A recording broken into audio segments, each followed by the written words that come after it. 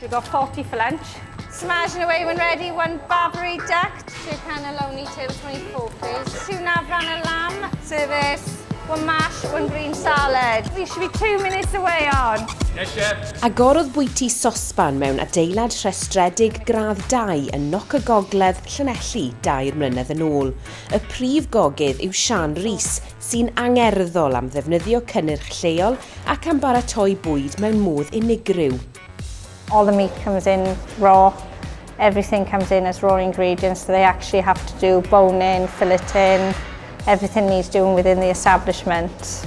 We use everything from Phillips's lamb that's on top of the hill for our fruit and veg, and the Gower salt mash lamb when it's in season is Preseli bluestone, and obviously most of our beef comes from local as possible.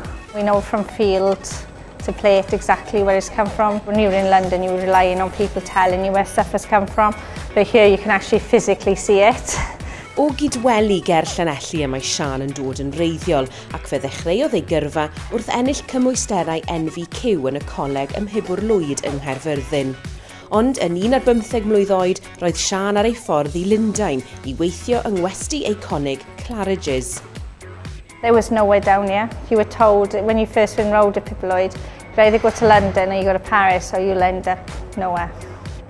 So that was your guidance. So as soon as that, I went to Claridge's, a brigade of 54 chefs, in you go. If I didn't take that leap, I wouldn't be where I am. I was there for 4.5 years, so I started a second commie and I finished as a chef de partie. Symudodd Sian wedyn i fwyty Ffrengig yr Orenni yn Marylebone sydd â seren Michelin.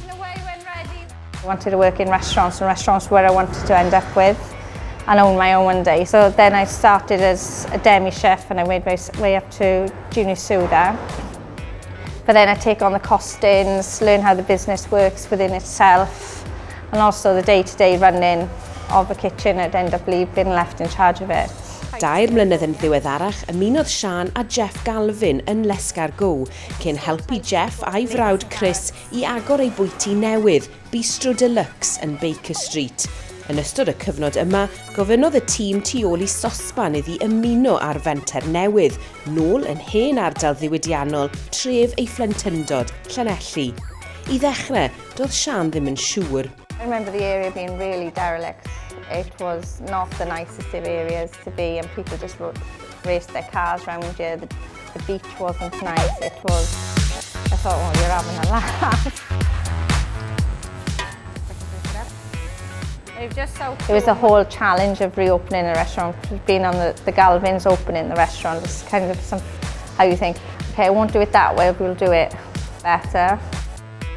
Mae myfyrwyr o hen goleg Sian, Mhibwr Lwyd, rhan o goleg Sir Gar, wedi bod yn rhan o gegin Sosban ers y cychwyn cynta, gyda rhai ohonyn nhw yn parhau i weithio yno ochr yn ochr â Sian a'i phartner Ian.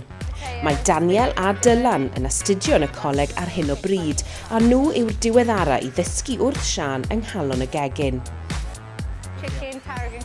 I nurture them a little, because they can't just be left, because that's a bit unfair. But at the same point, I don't believe they should be at the back prepping all day. I'm not going to get anything out of them and nobody else is.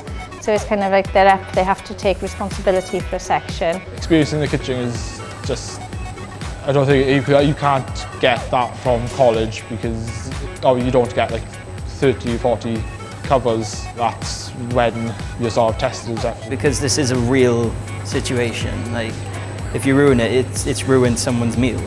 Considering I barely knew how to hold a knife when I came, Sian's definitely helped me. The best thing about Sian being the head chef is that she's been there. She's managed to go from Wales into big London restaurants and make her way back and be successful.